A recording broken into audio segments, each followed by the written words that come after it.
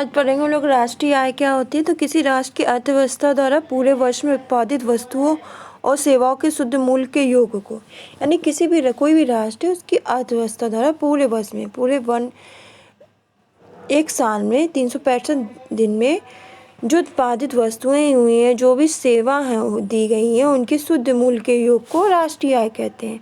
इसे हम NNP भी कहते हैं, net national product factor cost, या साधन लागत पर शुद्ध राष्ट्रीय उत्पाद से भी दर्शाया जाता है।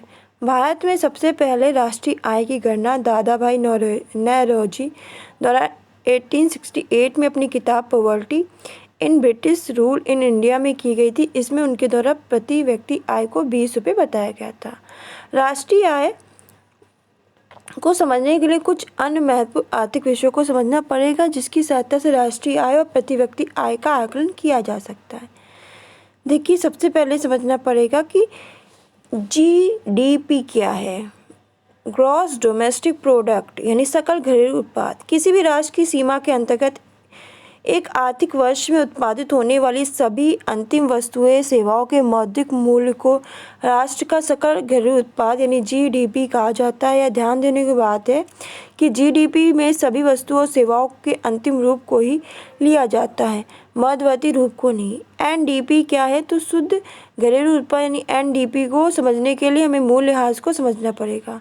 मूल्यह्रास क्या है, तो एक वर्ष की अवधि में निवेश खर्च का वह हिस्सा, एक साल है 365 दिन में जितना भी हम निवेश कर रहे हैं, निवेश का वह हिस्सा जो कि खराब उपकरणों को बदलने के लिए व्यय किया जाए, जितने भी खराब उपकरण को बदलने के लिए व्यय किया जाए, जो उत्पादन के स्तर को बनाए रखने के लिए आवश्यक होता है, ये किसी भी तरह से अर्थव्यवस्था की क्षमता में वृद्धि नहीं करता।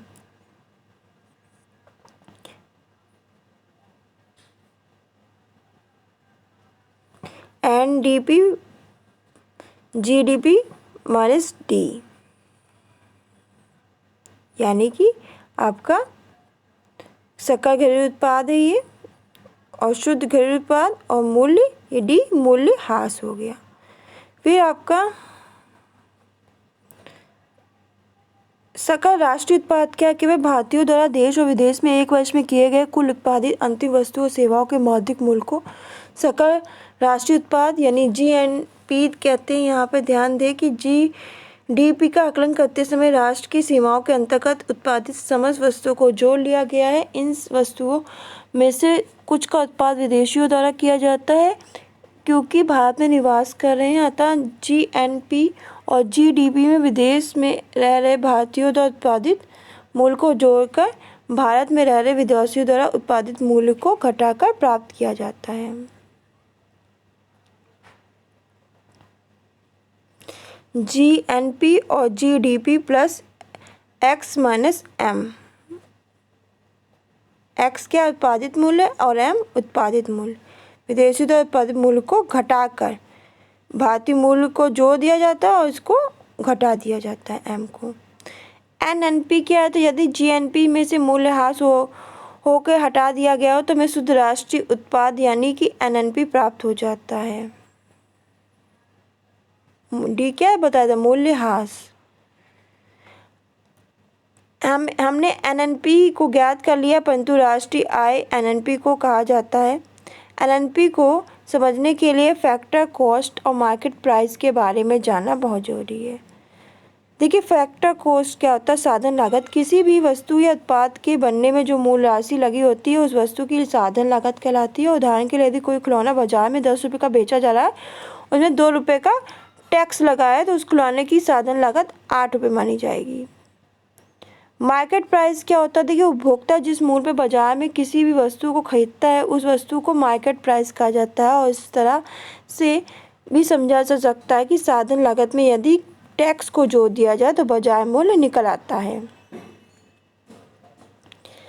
जैसे NNP का आकलन कर सकते हैं, NNP बराबर NNP प्लस इनडायरेक्ट टैक्स। हमें सरकार द्वारा वस्तुओं में अनुवृत्ति भी दी जाती है, उसे भी हम NNP में जोड़ा जाता है। इसी को क्या कहा जाता है, इसी को हम राष्ट्रीय आय कहते हैं।